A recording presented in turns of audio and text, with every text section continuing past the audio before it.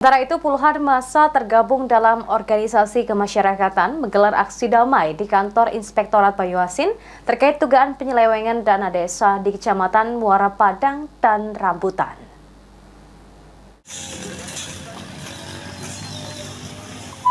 Puluhan massa tergabung dalam organisasi kemasyarakatan melakukan aksi damai di kantor Inspektorat Kabupaten Banyuasin untuk mengusut tuntas dugaan penyelewengan dana desa di Kecamatan Muara Padang dan Kecamatan Rambutan. Indo Sapri, koordinator lapangan, mengatakan, dari analisa data, diduga sangat rawan terjadi penyelewengan penggunaan anggaran dana desa. Dalam realisasi kegiatan pada dana desa, berupa penggunaan anggaran markup dan fiktif sehingga perlu ditelaah dan verifikasi secara mendalam. Hari ini kita menyampaikan dua kecamatan Rambutan bersama Kecamatan Muara Padang berkaitan masalah penggunaan dana desa di dua kecamatan. Pada prinsipnya kami tetap mengedepankan praduga tidak bersalah kepada Inspektorat Kabupaten Banyuasin.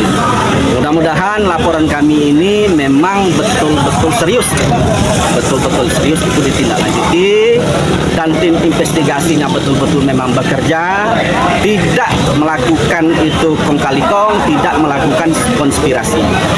Dan tadi sudah dijawab bahwa ke depan hasil audit ini, hasil kinerja kawan-kawan inspektorat ini akan disampaikan dan akan diklarifikasi kepada kami selaku JPKP, selaku pelapor. Selanjutnya, diharapkan Inspektorat Banyuasin segera melakukan audit investigatif demi terciptanya transparansi penggunaan anggaran negara sebagai bentuk upaya dalam menghadapi korupsi, kolusi, dan nepotisme. Ridho Ilahi, PAL TV.